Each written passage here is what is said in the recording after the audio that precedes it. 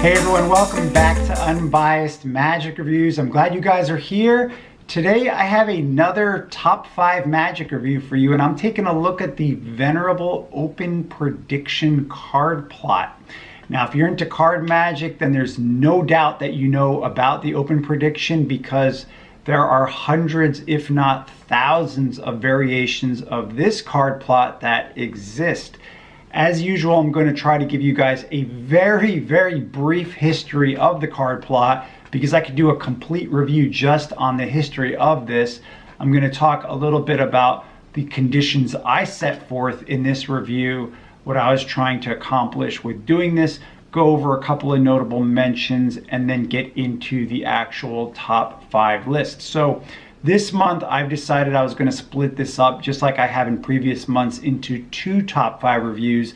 Today's top 5 review is going to focus on my top 5 Ungaffed open prediction card effects. Now, please remember that this represents the top 5 effects from my own extensive magic library from almost 30 years of collecting magic, performing magic. So this is like a reflection of what I have. So you may find that there is an open prediction effect that you think belongs on this list, and feel free to list it below. But as I mentioned, today we're looking at the Ungaffed open prediction effects, and I'm going to get into more about that in terms of the conditions. The other thing I'm going to mention is, remember that these effects that I present to you guys come from all different sources. They come from magazines, from books, standalone effects, videos, and stuff like that. And that's what makes this different, because a lot of other top 5 or top 10 magic reviews, usually they're just standalone effects that are very popular. Usually they're not as in-depth as what I'm presenting, because I've literally culled out what I think is the most useful items from books, magazines, and stuff that I've collected for years, as I mentioned below. So let's get into a quick, brief history of the card plot, what it is, and why it's even interesting, why people even like it. And then we're going to get into those conditions that I mentioned. So the open prediction effect, now this effect actually was originated by Paul Curry, and he presented this back in 1949 as the Curry Unsolved card problem. And the idea was that a performer presents a prediction openly that the spectator knows about, and that they are handed a deck of cards and asked to deal the cards face up at any point, to deal one card face down and deal the rest of them face up, looking for that card that's been predicted. And then later it's shown that it matches the prediction. That was the basic effect. And after this was explained to Ed Marlowe at some conference, he published the effect in his book, The Cardition, and I think that was back in 1952. You can read that still if you want to. I really never liked the version that was published in The Cardition, because it used this like switch that I really never liked it. I didn't think it looked clean, but you can find it there. And then it was 1955, where Stewart James published in the magazine Ibidem 3, it was like the August edition, 1955, his 18 strict conditions for the open prediction, which he called it 51 Faces North. And there was a whole bunch of different solutions that were posed. And so the real question was, what was Stewart James's solution to the problem? Because he presented 18 strict conditions that he stated he had a version that met those conditions. And then in 2002, Stewart James' solution was published in Bill Goodwin's magazine, Penumbra, issue number 1. And it was kind of a letdown for a lot of people, because his solution involved multiple other effects. In fact, it was like the third effect in a series of effects. So the first 2 effects would set up the final effect, and the first 2 effects were very procedure heavy. One of them, I believe, was from Tarbell, and then the other one was from like expert card technique. And so those 2 effects would set up the finale, which was actually 51 Faces North. And what's interesting about that is that a lot of people didn't believe that that was really Stewart James's real solution to the problem. They believed that he actually had a better solution that he never actually released. And then Thomas Baxter, who put out the Open Prediction Project, the book, he actually claims that he stumbled across the real secret, which he called that effect, he called it the Dianetic Rage. And it was interesting because he showed it to a couple of magicians, including Ben Train. And Ben Train said that it was the real deal, that this was the solution, and that even 2 years after he had seen it, it was still bothering him, and he could remember every detail of the effect that Thomas Baxter performed for him, and that he was totally floored. He said it was one of the most magical experiences he had ever had. So you can get a sense of how amazing that must be. And to this day, we still don't know what that solution is, because Thomas Baxter has never published or put out a Dianoetic Rage. He did put out another book which was called Not a Dianoetic Rage, which did sell quite a bit because of the name, obviously, but it was not the effect. So that's just like a brief history to give you guys an idea of what this effect is. Of course, the routines I'm presenting to you guys here do not fulfill really the criteria that Stewart James presented in his, in 51 Faces North, but that's okay.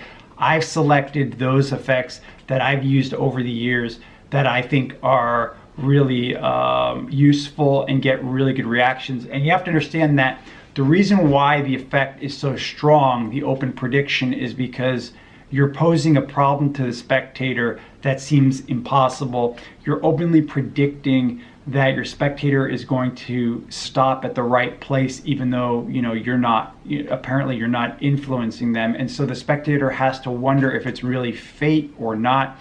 And even though some people would think that the whole dealing out procedure is boring, it actually really builds up the effect. So I've seen some people, when they perform it, they talk a lot during the building up, during the dealing, and it's probably better that you don't, because it just really takes, I think that takes away from the experience of the performance. And the spectator, as they deal down, they're going to be expecting to see that card at any moment, and when they don't, then it kind of hits them like a ton of bricks that that one face down card has to be it. And this whole principle, the self-fulfilling principle, where the spectator has dealt all the cards, they don't see it, in their mind they're going to be convinced that that must be it, that must be the card. They've already convinced themselves even before you have even showed it to them, so they're getting ahead. And in this case, it really does sell the effect more, which is why it's so strong. In my own experiences, I've gotten extremely strong reactions with this, and that's why I think it's not a bad card plot, and I think it's something you definitely should take a look at. So let's take a look at the conditions that I set forth for this top 5 review, and there's 6 conditions I set forth. Number 1, I wanted these effects to all be ungaffed, of course, so this is the ungaffed top 5 open prediction effects. Number 2, you have to be able to do any of these with a borrowed deck. So somebody could just hand you a deck and you could use it. So the deck is completely unprepared. There's no special order to the cards. The next condition was that spectator can shuffle the cards before you even begin. So that's the next condition. The 4th condition was that the spectator does the dealing of the cards. They deal out the cards themselves. And the next condition, or the 5th condition, was no really crazy difficult procedures involved. And then the last condition was no difficult sleight of hand. So you're not going to see any versions of this where you have to do a double split deal or some kind of very difficult sleight of hand that you would say, oh, that's a pipe dream. In the real world, you can't do that. So I've selected effects that use very minimal sleight of hand. In fact, I would rate all of these effects to be advanced beginner effects. None of these require anything really difficult. They're all really easy to perform, and the order that I'm going to present them is in easiest to most difficult to perform, although they're all really easy to perform, and I think that they're all excellent effects. I've had really good reactions with all of these. I think that you're going to like them a lot. So I have 2 notable mentions for you guys before we even get into the top 5 list. The first one, of course, is Stewart James 51 Faces North, which I think you should take a look at. You should look that up. If you can get your hands on Bill Goodwin's Penumbra issue #1, you'll find it there. It's just nice to read the supposed solution to this problem, 51 Faces North. You could take a look at it there. You may like it. It is procedure heavy because of the first two effects, but some people may like it, so I mention it as a notable mention. And then the other notable mention is going to be one that's called Open Miracle by David Gemmell, and you could find that in his book, which was called Open Ended, which was a book that was just about the open prediction plot in general. And the reason why it is just a notable mention here is because in his effect, you have the spectator shuffle the cards, and then you're going to have them cut wherever they want. They turn this face up. You don't see it. They write stop on the card that they cut to, and then they turn all these cards face down. You write an open prediction openly, and you have them deal the cards face up until they get to their card that says stop on it, and the next card they deal face down. And they go through all the cards like that. And then, of course, the one card that's face down is going to match your open prediction. The reason I didn't really include it was because, you know, you have to have the spectator write on one of your cards, and so it kind of ruins the deck in a way.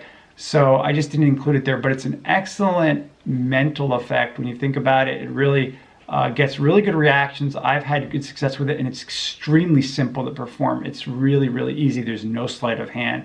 It's literally almost self-working when you think about it. So something you may want to take a look at, which is why it is a notable mention. All right, so let's get into my top 5 list. Now this is my top 5 ungaffed open prediction effects. Keep in mind, this comes from my own library of magic, so you may feel that something belongs here that I haven't listed. Also keep in mind that I've called this list out of all of the magic that I have and out of the effects that I've used for years that have worked really well for me, which is why I'm presenting them here to you. I think that you're going to get a lot of mileage out of any one or all of these, okay? And it is listed in order of difficulty, although I think all of them are really good effects. I will mention to you guys which is my absolute favorite and why when we get to it. So the first one here, or number 5 on the list, is going to be an effect that is called Open Prediction, and it was put out on a DVD by a magician named Yannick Cretin. I hope I pronounced his, or Cretin, I hope I pronounced his name correctly. Anyway, I've been doing this for over 10 years, and you still can pick up this DVD from Vanishing Ink for like $30, so you still can actually buy it. And what the effect looks like is this, is that you've got a deck of cards that's, you know, shuffled. You yourself can go through it and either name a card that you're going to use as the open prediction, or even the spectator, you could say like name any card you see, and then again you give the cards another shuffle. You can hand them to the spectator and you can have them deal cards face up looking for their card, and you can tell them whenever you have an urge, deal a card face down. So they deal a card face down, and then you take the rest of the deck back.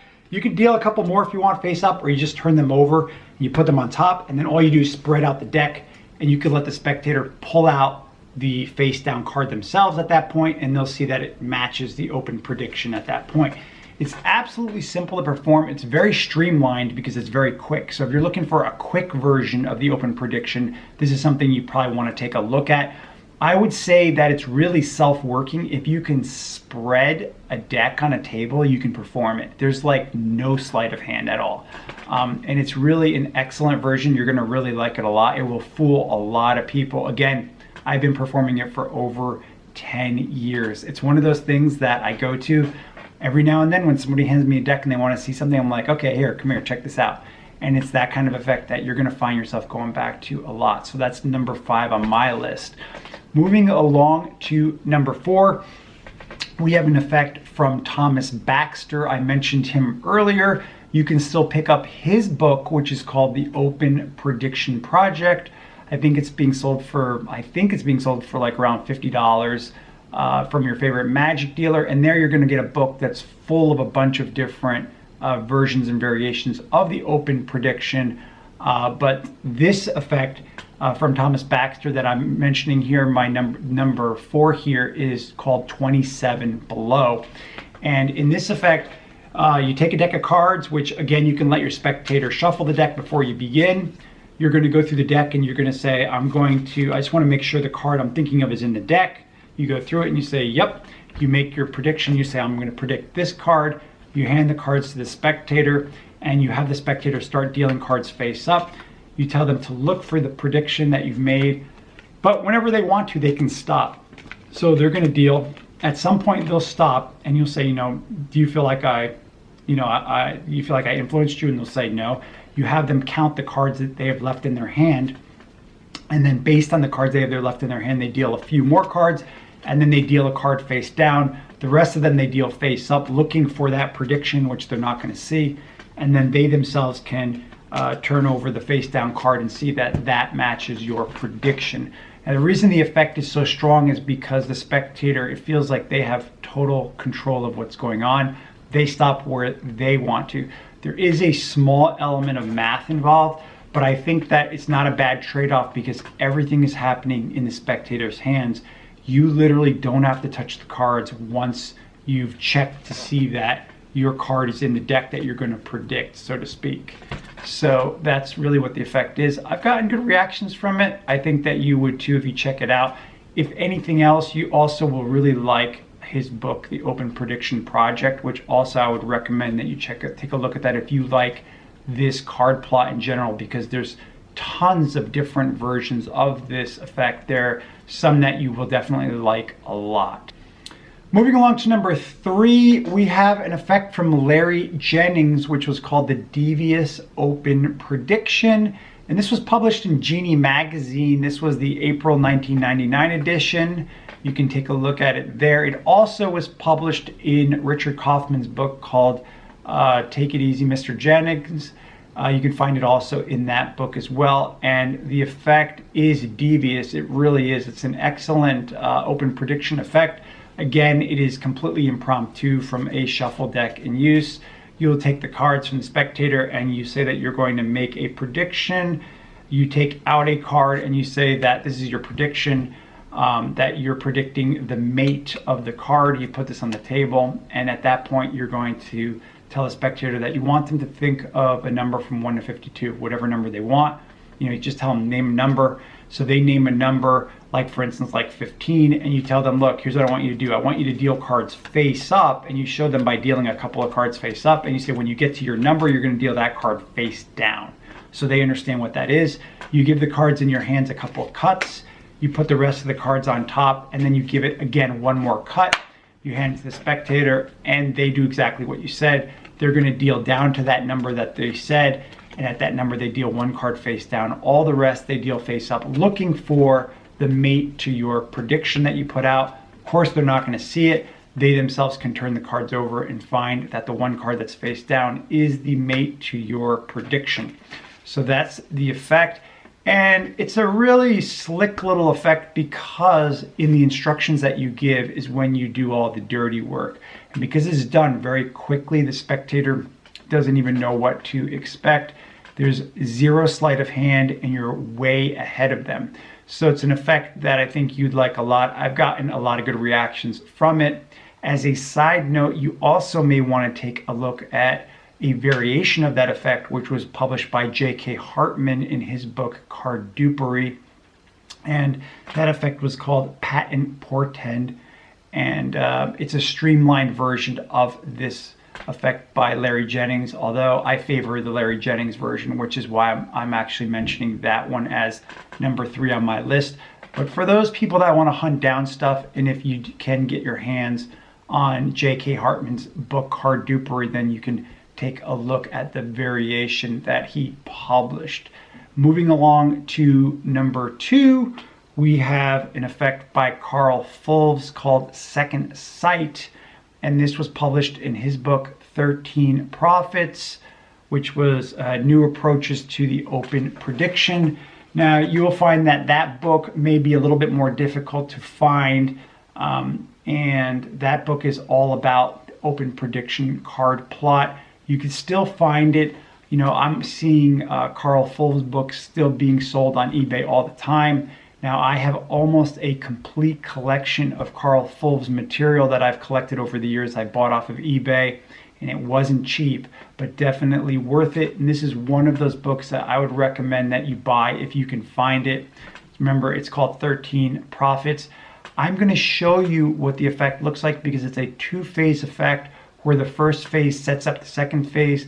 It really gets strong reactions and it looks completely impossible. Again, no sleight of hand at all. So I'm going to show you what the effects look like right now in my own hand so you can get a better idea of what it looks like. Let's take a look at it. All right, here's a quick demo of Carl Fulb's effect Second Sight. You're going to hand a shuffle deck to your spectator and ask them to just pull out any card out of the middle while your back is turned, and whatever that card is, that value is what they're going to remember, and you tell them to quietly deal down that many cards to the table without you knowing. So you're going to deal out that many cards, and then to take a look at the next card and remember it. This is going to be their card they're going to remember. Deal it down, put the rest of the cards on top, and give the whole deck a cut, and then you turn around, and of course you don't know anything. You don't know how many cards that they counted down. You don't know what card that they're thinking of. You take the deck and you tell them, look, I'm going to deal cards face up like this, and I want you to look for your card, which of course you don't know what it is, but they know that it's the 10 of diamonds.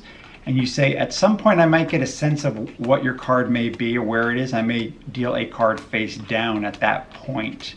And so you go through here, and of course matching words to actions. At some point you say, yep, I'm going to deal this card face down. I'm just getting a sense of that card. And they're again looking for their 10 of diamonds, and they're not going to see it, obviously.